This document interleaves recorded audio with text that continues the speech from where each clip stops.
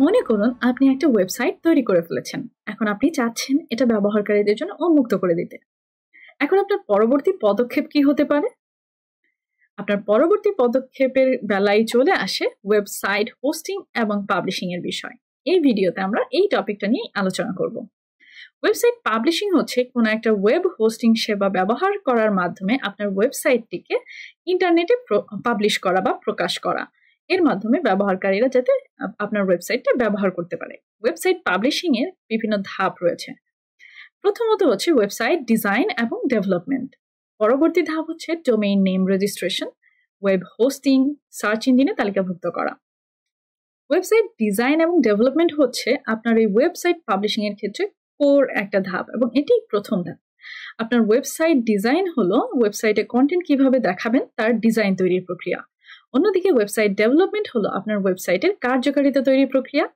এটিতে coding, scripting এবং database তৈরি অন্তর্ভুক্ত রয়েছে। আপনার ডিজাইন এবং ডেভেলপমেন্ট যদি প্রপারলি হয়ে থাকে তবেই ইউজাররা সহজে কমফোর্টেবলি আপনার ওয়েবসাইটটি ব্যবহার করতে পারবে। এর পরবর্তী ধাপ রয়েছে ডোমেইন নেম রেজিস্ট্রেশন। এখানে আমরা একটা ছবি দেখতে পাচ্ছি, তিনটা বাড়ি কিন্তু দেখতে একই রকম। এখন মনে করুন আপনি একটা পার্সেল নিয়ে গিয়েছেন এই তিনটা বাড়ির কোনো একটা বাড়িতে সেটা ডেলিভারি দিতে, কিন্তু আপনার কাছে নির্দিষ্ট কোনো ঠিকানা নেই। আপনি কিভাবে বুঝতে পারবেন যে কোন বাড়িতে আপনাকে ডেলিভারি দিতে হবে? নিশ্চয়ই আপনি কনফিউজড হয়ে যাবেন, তাই না?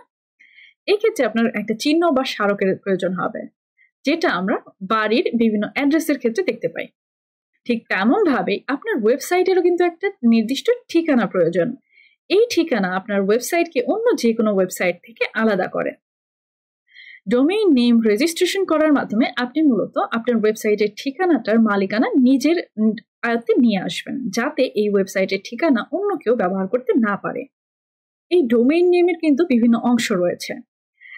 প্রথমত এটাকে দুইটা অংশে ভাগ করা যায়, শীর্ষ স্তরের ডোমেইন এবং দ্বিতীয় স্তরের ডোমেইন। শীর্ষ স্তরের ডোমেইন হচ্ছে ডটের পরে আসা অংশ, অর্থাৎ google.com এর ক্ষেত্রে যদি আমরা দেখি .com, এটা হচ্ছে শীর্ষ স্তরের ডোমেইনের মধ্যে পড়ে। আবার রয়েছে দ্বিতীয় স্তরের ডোমেইন, এটা মূলত আপনার ওয়েবসাইটের নাম যা ইউআরএল এ ডট এর আগে আসে। উদাহরণস্বরূপ গুগল, এই গুগল হচ্ছে দ্বিতীয় স্তরের ডোমেইন। এর পরবর্তী যে ধাপ সেটা হচ্ছে ওয়েব হোস্টিং।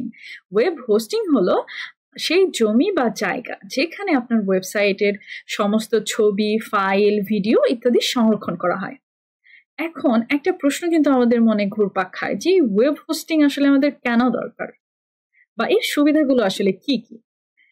ওয়েব হোস্টিং এর মাধ্যমে আপনার নিজের সার্ভার পরিচালনার ঝামেলা ছাড়াই আপনি আপনার ওয়েবসাইট 24 ঘন্টায় চালু রাখতে পারেন।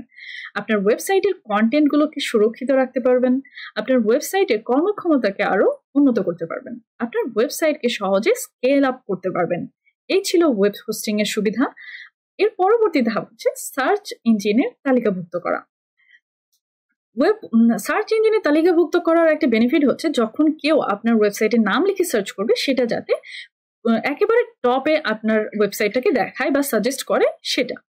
ওয়েবে কোনো তথ্য খোঁজার জন্য বিভিন্ন ধরনের সার্চ ইঞ্জিন রয়েছে, যেমন গুগল, ইয়াহু, বিং ইত্যাদি।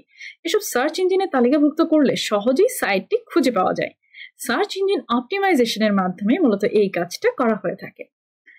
ডোমেইন নেম এবং ওয়েব হোস্টিং এর মধ্যে কি কোনো পার্থক্য আছে? আপনি কি এই ব্যাপারে কোনো কিছু জানেন? চলুন এখন ডোমেইন নেম এবং ওয়েব হোস্টিং এর পার্থক্যটা দেখে নেওয়া যাক। ডোমেইন নেম হচ্ছে আইপি অ্যাড্রেসের অ্যালফাবেটিক ফরম্যাট। অন্যদিকে ওয়েব হোস্টিং হচ্ছে কোনো একটা ওয়েব সার্ভারে ওয়েবসাইটকে সংরক্ষণ করে রাখা। এক নামে একাধিক ডোমেইন থাকতে পারবে না, কিন্তু একটি সার্ভারে একাধিক ওয়েবসাইট কিন্তু হোস্ট করা যাবে। ডোমেইন নেম সাধারণত কম খরচের হয়ে থাকে। অন্যদিকে ওয়েব হোস্টিং জটিলতা এবং স্টোরেজের উপর নির্ভর করে এর খরচ কম বা বেশি হয়ে থাকে। ডোমেইন নেমের ক্ষেত্রে টপ লেভেল ডোমেইন বা কান্ট্রি ডোমেইন ইত্যাদি লক্ষ্য রাখতে হয়, কিন্তু ওয়েব হোস্টিং এর ক্ষেত্রে মেমোরি স্পেস, ব্যান্ডউইথ, সিকিউরিটি ইত্যাদি ছাড়া অন্য কোনো জিনিসপত্র খুব একটা লক্ষ্য রাখতে হয় না। এই ছিল আমাদের আজকের ওয়েবসাইট পাবলিশিং এবং হোস্টিং রিলেটেড আলোচনা। ধন্যবাদ সবাইকে।